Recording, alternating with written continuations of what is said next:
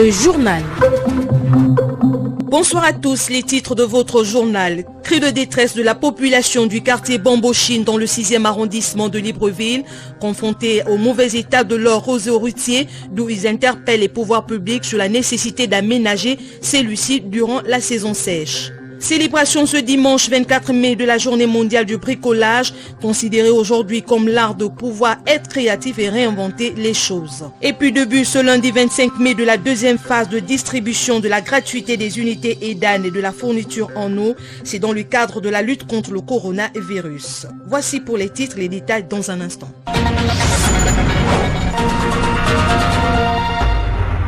Merci de nous rejoindre sur les ondes de Radio Gabon, la référence pour vous informer. Réaménagement des voies secondaires du Grand Libreville, la population de Bambochine, un quartier du 6e arrondissement, souhaite que durant cette période marquée par la saison sèche qui commence, le gouvernement songe à initier les travaux routiers au sein de leur quartier. Le reportage d'Edgar Kaba. Bambochine, un des quartiers du 6e arrondissement de la commune de Libreville. Ici, les populations ne savent plus où mettre la tête. Pour elles, la vie est difficile, car les problèmes sont nombreux. La route, facteur de développement, est difficilement praticable. Une situation qui occasionne des pannes quotidiennes chez les automobilistes. Regardez l'état de la route. Ici, là, il y a les grands messieurs qui habitent ici, là. On nous a abandonnés. Les difficultés que nous constatons, moi, en tant que propriétaire de véhicule, je ne fais pas 2 jours sans me retrouver au garage. Vous voyez? Donc, nous perdons les accessoires de nos véhicules. Je suis résident à Bambochine. Tous les 2 jours, nous sommes au garage. À cause de quoi? Vous voyez qu'il y a le bourbier, du fait que la route n'est pas dans les bonnes conditions. Regardez comment on casse nos voitures. Regardez, là maintenant, même la terre là, c'est nous-mêmes qui avons cotisé pour verser ça. Il manque quelqu'un de bonne foi juste pour étaler. Pour pouvoir voir la vraie route, nous fuyons pour venir rouler ici. Plus loin devant là-bas, c'est pire, parce que même pour arriver au faire, c'est tout un pouce. C'est un peu ça. Nous venons vraiment pas le goudron, on venait seulement racler. L'eau potable, source de vie, absente dans ce quartier. Idem pour l'électricité, changeant les habitudes des ménages, s'alimentant quotidiennement en denrées alimentaires, car ne pouvant conserver leur vivre. Il n'y a pas l'eau, il n'y a pas le courant, il n'y a rien ici là. Est-ce que c'est normal? Même chez moi, les Bamba, je n'ai vu plus ça. Est-ce que c'est normal? Si c'est le noir, il y a les braquages ici tous les jours. À Bambochine, les populations qui vivent ce calvaire espèrent le meilleur un jour, comme celui vécu dans certains quartiers de la capitale, où les besoins sociaux sont résolus. Du côté de Coco Beach, la population rencontre également plusieurs difficultés dues au mauvais état de la route. Notre reporter Roland Sylvani Ondem s'est rendu dans cette partie de la province de l'Est hier, suivant son reportage. Le camion 10 roues était embourbé là tout à l'heure. On vient de l'enlever tout à l'heure à un 10 roues. Ils ne savent plus à quel sein se vouer, ni de poule, crevasse. C'est le décor présenté par l'axe Libreville-Ntoum-Coco Beach, un vrai calvaire. La route est dans un état de dégradation avancée. Elle n'est pas bonne. On nous arrange la route. Ça va arranger la population du département du Commanda et du département de la Noya. C'est une route qui a tellement souffert depuis des années. Normalement, les années passées, ils ont commencé à arranger ça, mais ils ont encore arrêté. Ils ont encore recommencé, mais maintenant à partir de Ntoum jusqu'à Ameba. De Ntoum jusqu'à Coco Beach, comme je connais, c'est pas vraiment bon. On demande à l'État de nous arranger la route, qu'il n'y a pas les accidentés. Parmi toutes ces difficultés, les populations dénoncent également le coût du trajet par village. C'est gratté, on gratte des fois, mais seulement le passage, quand on sort ici jusqu'à Ntoum, avant c'était 500. 500, ça arrivait à 1000 francs, ça arrivait 1500, maintenant c'est 2000. Ce cas-là, on va faire comment? Quand un 10 roues, ça ne veut pas dire que la route est arrangée. La route n'est pas arrangée. Quittant d'ici jusqu'à Canabot, c'est là où c'est un peu abordable. Pour ne pas dire bien. Maintenant, quittant de Canabot, c'est là où les bourbiers commencent. Jusqu'à Libe, disons Mboété. S'il pleut tout de suite là, il n'y aura personne qui va traverser. Signalons que les populations interpellent les gouvernants afin que les travaux d'aménagement routier soient lancés le plus tôt possible pour faciliter leur déplacement. Mesure de gratuité des unités EDAN de la fourniture en eau. La deuxième phase débute ce lundi 25 mai. Plusieurs Gabonais saluent l'effectivité de cette décision des plus hautes autorités du pays. Je vous propose de suivre ce micro-trottoir réalisé par Edgar Kaba de notre rédaction. C'est une bonne chose que de penser à cette mesure. Les Gabonais passent des moments difficiles. C'est bon que le gouvernement pense à ramener la mesure de gratuité.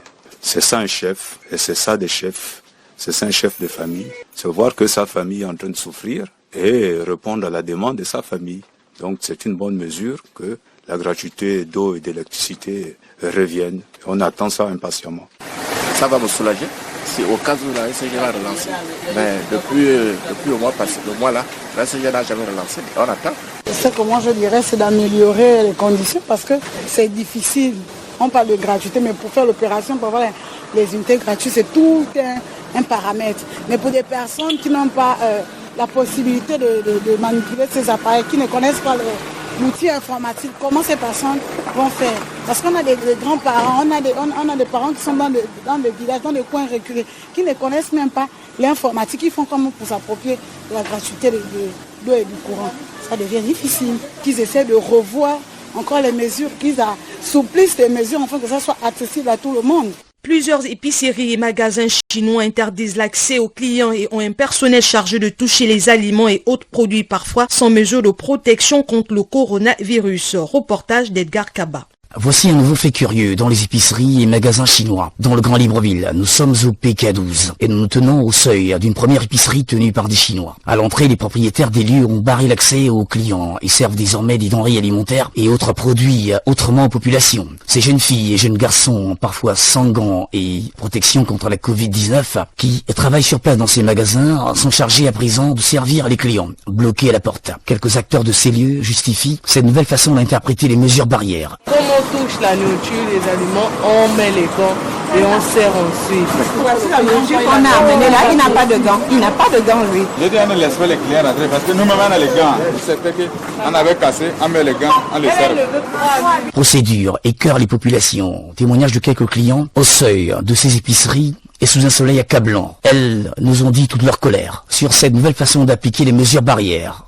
Mais je vais dire quoi? C'est la paix qui va nous tuer. Donc je vous aurais souhaité rentrer dans le magasin. On ne peut pas rester dehors. Tu vas me donner la nourriture pourrie, je vais partir avec. Peut-être je ne vais même pas manger les ailes en question, je vais changer. Et ceux qui sont dedans là-bas, tous là-bas ne sont pas aussi malades comme nous qui sommes dehors. La maladie, on trouve ça dehors. On demande de faire la commande à l'extérieur et ils vont nous prendre ce dont on a besoin. Enfin, puis on ne sait même pas si c'est bon ou pas. Donc ils vont juste nous mettre ce qu'on veut dans des sachets sans pourtant voir si c'est du bon produit ou pas. Alors moi désolé, je suis obligé de repartir. Parce que je ne peux pas acheter ce que eux ils choisissent alors que je ne sais pas si c'est bon ou pas. Monsieur Barrière demande parce que eux ils choisissent ce que les clients veulent, que les autorités viennent et faire le travail parce que ça c'est pas bon. Ça ne laisse pas le libre choix, choisir un produit. Parce que souvent on a l'intention d'acheter un produit lorsqu'on quitte de chez nous, mais en ayant beaucoup de diversité, on prend plusieurs choses. Mais face à ça, on ne peut pas changer produit. Et on est contraint. Déjà la file d'attente elle est longue, il y a des queues. La tête à l'intérieur, parce que la personne qui va là-bas chercher les choses ne peut pas bien choisir ce que toi un peu, mais on est obligé de respecter parce que c'est leur magasin, on ne peut pas faire autrement. On a barré, on ne peut pas rentrer dans le magasin.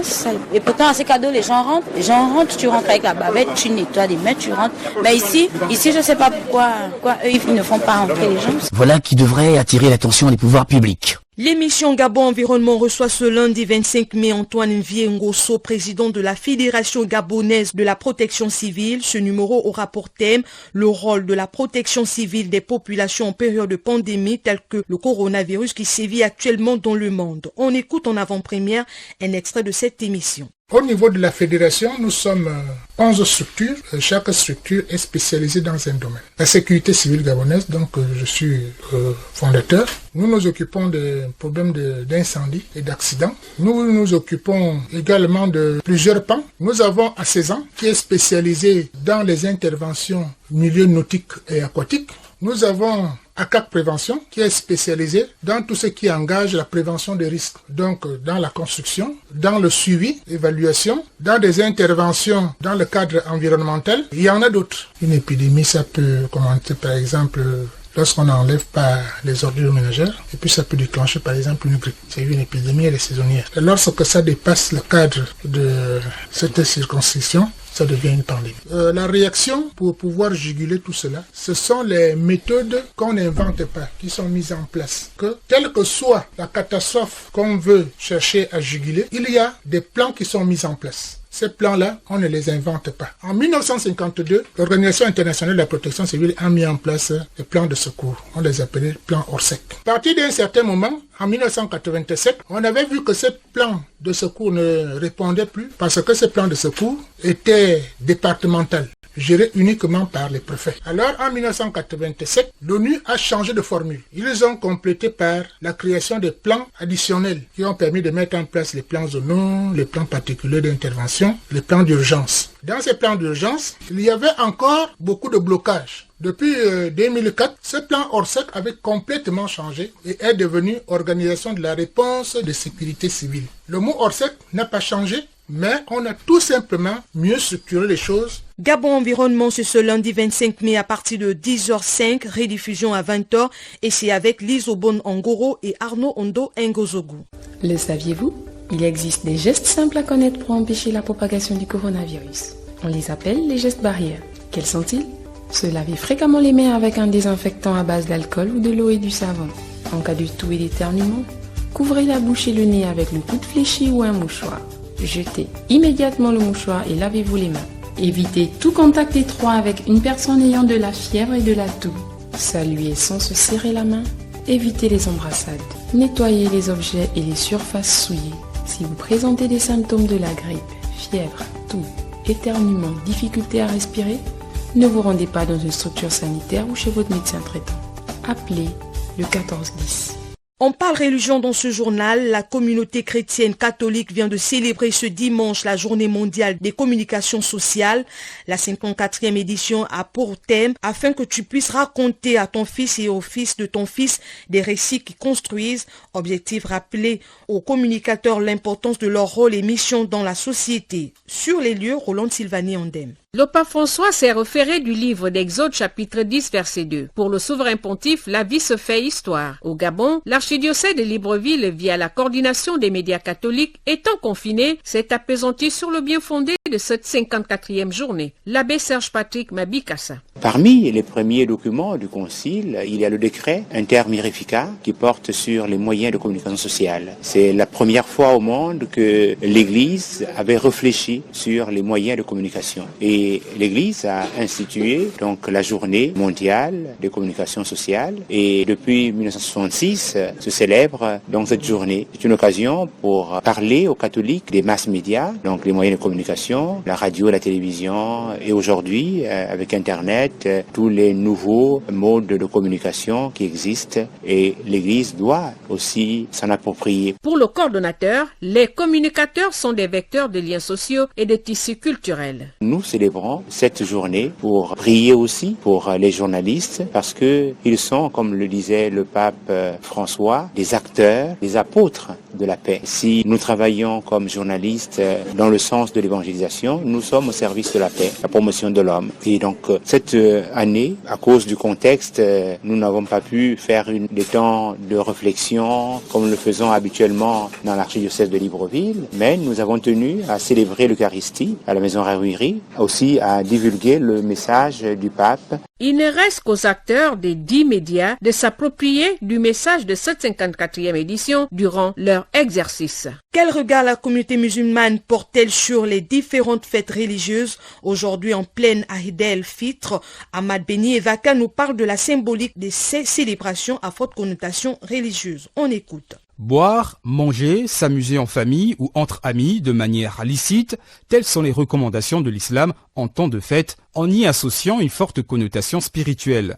Le premier jour du mois lunaire de Shawwal est donc marqué par la célébration de l'Aïd el-Fitr, qui pour les musulmans est un moment de réconfort après avoir passé plusieurs semaines de jeûne, en mettant en pratique ce qui se trouve dans le Coran et les récits prophétiques. Les fêtes musulmanes peuvent être célébrées de manière diverse, cependant on retrouve généralement des traits communs tels que rendre visite à des proches, se parer de ses plus beaux vêtements, faire des aumônes ainsi que des cadeaux. Traditionnellement, le calendrier musulman contient 2 jours de fête, l'Aïd el-Adha ou Kibir, la fête du sacrifice ou grande fête, et l'Aïd el-Fitr, la fête de la rupture en rapport avec le Ramadan. Toutes deux débutent par l'accomplissement durant la matinée d'une prière collective spécifique, généralement accomplie dans les mosquées et autres lieux de rassemblement dont la durée est de 3 jours. Ces dernières sont greffées à des glorifications en longueur de journée, tout en se rappelant de la grandeur de Dieu. Possédant un statut moins canonique et complètement rejeté par certains courants, le Mawloud, quant à lui, célèbre la naissance du prophète de l'islam. C'est un jour aussi férié dans la plupart des pays musulmans qui consiste en grande partie en la récitation de panégyriques. À noter que toutes les fêtes musulmanes suivent le calendrier hégirien, entendez par là lunaire, elles sont mobiles, avec une amplitude d'environ 11 jours par rapport à l'année solaire.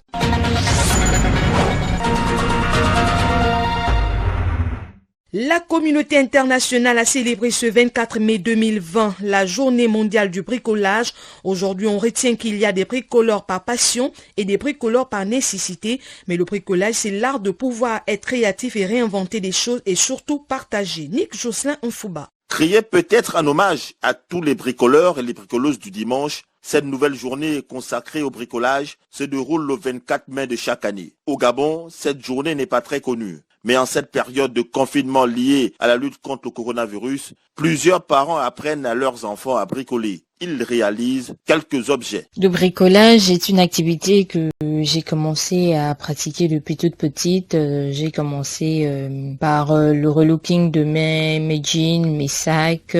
J'aimais bien me servir de mes mains pour faire des petites choses, des activités en papier et tout ça. Et en grandissant, en fait, j'ai commencé à toucher à de la peinture. Je faisais la peinture de ma chambre. Et maintenant, j'essaie d'associer en même temps mes enfants. On fait des activités de bricolage à la maison. On peut fabriquer une voiture en carton, par exemple. On fait plein d'activités. Mais c'est une activité, en fait, qui demande beaucoup de temps. Ça prend beaucoup de temps. Mais ça me permet également de réaliser des économies. Par exemple, si je veux changer un rideau de douche, j'ai pas besoin d'appeler quelqu'un ou si je dois refaire la peinture d'une pièce dans la maison. Ça me permet de réaliser des économies, mais ça demande beaucoup de temps et beaucoup de concentration également. Le port du masque est désormais obligatoire dans notre pays, le Gabon. Occasion pour cette jeune fille de 8 ans d'apprendre auprès de sa mamie à réaliser une bavette. Pour aider maman, quand on a fait les masques, je l'ai aidé à faire le fil. Je lui donne les ciseaux quand elle en a besoin et les tissus.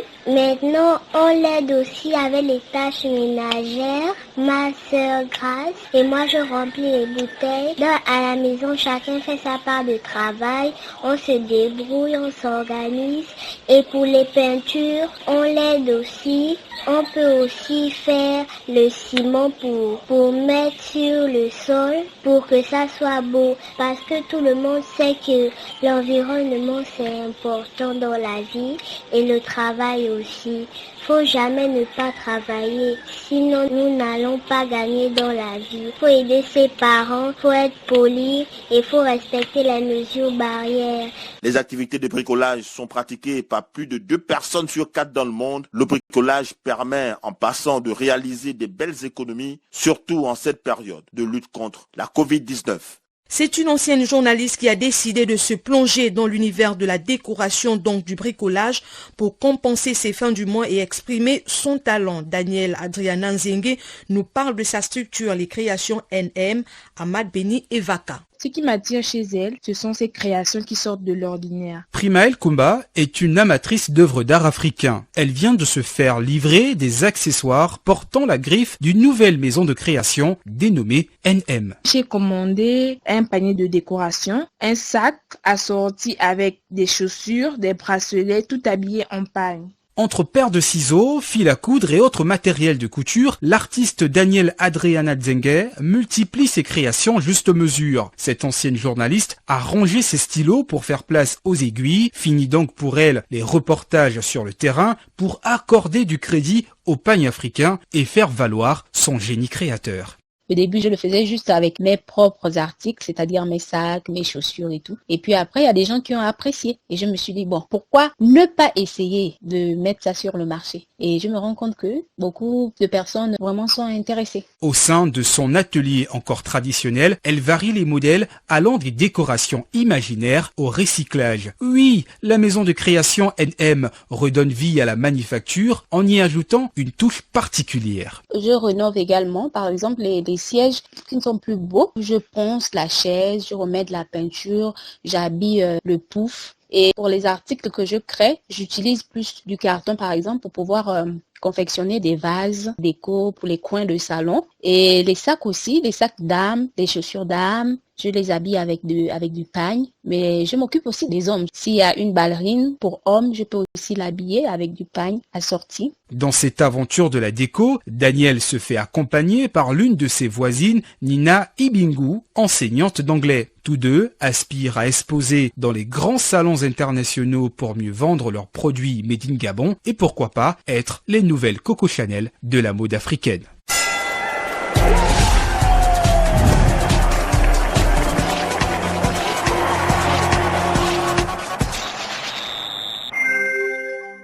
La page des sports, c'est avec vous, Ulrich Koupangoy de Bomango. On parle de la Ligue de basketball de l'Estuaire qui a tenu récemment à l'Université Omar Bongo une réunion de travail avec l'ensemble des clubs évoluant dans sa ligue. Plusieurs points étaient à l'ordre du jour de cette rencontre, parmi lesquels la décision de la Fédération gabonaise de basketball du report de la Coupe du Gabon 2020 et autres compétitions dues au Covid-19 qui sévit dans notre pays. Écoutons le président de la Ligue de basketball de l'Estuaire, Dorlan Bonango. Il était question de faire un peu le point sur la situation administrative de la Ligue au niveau de la fédération et éplucher ensemble le contenu des courriers fédéraux qu'on a reçus ces derniers jours. Sur les deux courriers, il y a déjà une analyse toute simple. Vous avez deux courriers. Il y a un qui parle de la Coupe du Gabon où on dit qu'on reporte la Coupe du Gabon parce que il y a la pandémie du Covid-19. Et d'un autre côté, on demande justement aux associations de déposer les dossiers avant le 29. Aujourd'hui, le plus important, c'est pas le sport, c'est la santé aujourd'hui. Et donc, en période pandémique, je pense que le plus important pour tout le monde, c'est d'être en bonne santé. Ce qu'il faut savoir, c'est qu'il était important qu'on se retrouve. Pourquoi ? Parce que ces courriers, c'est des courriers qui peuvent influer sur le fonctionnement d'une association telle que la Ligue de basketball l'Estuaire. Et donc, il était tout à fait normal qu'on regarde, qu'on essaye de comprendre, parce que le courrier en lui-même n'est pas clair. Après concertation, le bureau directeur de la Ligue de basketball de l'Estuaire et l'ensemble des clubs ont décidé d'écrire à la Fédération gabonaise de basketball pour être éclairés sur la conduite à tenir. Écoutons à nouveau Dorlan Bonango. Le 14 mars, nous avons eu ce courrier qui mettait fin aux activités sportives sur l'étendue du territoire. Et donc, si on doit reprendre, je suppose qu'il faut un courrier déjà de reprise. Donc, il faut déjà un courrier de reprise, mais tout de suite, on tombe sur un courrier qui nous demande de déposer le dossier avant le 29. Le problème, c'est qu'aujourd'hui, à l'heure actuelle, on ne sait pas si on va jouer. On ne sait pas s'il y aura un ballon qui va rebondir sur le terrain de basket d'ici la fin de décembre 2020. Donc, on a été pris d'une certaine incompréhension, mais à cela ne tienne. On va justement essayer d'éclaircir le contenu de cette lettre. Mais l'idée ici, c'est pas de créer un autre souci. Alors on a reçu un courrier du patron et on va justement se rapprocher de ce patron pour essayer de comprendre réellement la teneur de ce courrier. La sous-ligue de la Noya à Coco Beach a procédé le week-end écoulé au nettoyage du stade municipal pour se protéger du Covid-19 qui sévit au Gabon. Une initiative lancée par le président de la dite ligue, Ludovic Nkandong, pour lutter contre la propagation du coronavirus, saluée par le président de la Ligue de football de l'Estuaire, Ahmed Mombo. Cette démarche a pour objectif de sensibiliser les enfants au respect de l'environnement et au fait que l'on ne doit rien jeter dans la nature. Le stade municipal est un bien commun qui doit être entretenu. Pour Ludovic Nkandong, il est nécessaire que chaque endroit soit propre. Le respect des mesures barrières et la distanciation sociale étaient la priorité de la sous-ligue de la Noya pour se protéger contre le Covid-19. La Fédération rwandaise de football a annoncé l'arrêt définitif de la saison. Le titre de champion national a été décerné au club armé patriotique du Rwanda en tête du championnat avant l'interruption à cause du Covid-19. Avec ce 18e sacre, les Noirs et Blancs de Kigali confortent leur statut de club le plus titré du Rwanda. Cette décision fait suite aux mesures prises par le gouvernement interdisant l'organisation des compétitions sportives sur toute l'étendue du territoire national jusqu'au mois de septembre alors que le championnat était suspendu depuis mars dernier. L'APR représentera le pays en Ligue africaine des clubs champions l'an prochain. La Fédération rwandaise de football n'a pas encore désigné le représentant en Coupe de la CAF. Cela pourrait être le FC Rayon Sport qui a terminé en deuxième position sur les 16 clubs affiliés. La Fédération sénégalaise de football a décidé de reprendre son championnat au mois de novembre avec une formule play-off, une innovation qui ne fait pas l'unanimité chez les clubs. C'est le cas du club sénégalais évoluant en première division Génération Foot. Le club formateur de Sadio Mané et Ismaïla Sarr conteste ces décisions et crie à l'injustice. Pour le dit club, c'est un manque de respect pour les clubs qui ont investi dans le football national. Génération Foot rejette ces décisions et refuse de disputer les play-offs. Malgré cela, la Fédération sénégalaise de football reste ferme sur sa décision. Tout club qui ne disputera pas le championnat sera déclaré en non-activité et relégué en division inférieure. Des menaces qui pourraient contraindre le club sénégalais à revenir sur sa décision et disputer les playoffs. Voilà, c'était l'essentiel de l'actualité. À présent, le rappel des titres. Cri de détresse de la population du quartier Bambochine dans le 6e arrondissement de Libreville, confrontés au mauvais état de leur réseau routier d'où ils interpellent les pouvoirs publics sur la nécessité d'aménager celui-ci durant la saison sèche. Célébration ce dimanche 24 mai de la journée mondiale du bricolage, considérée aujourd'hui comme l'art de pouvoir être créatif et réinventer les choses. Et puis début ce lundi 25 mai de la deuxième phase de distribution de la gratuité des unités EDAN et de la fourniture en eau. C'est dans le cadre de la lutte contre le coronavirus. Voilà qui met un terme à cette principale édition d'information préparée par l'ensemble de la rédaction de Radio Gabon, La Référence. Merci à Ulrich Koupango de Boumango pour la collaboration. Je suis Rokia Mounimé. Bonne suite des programmes.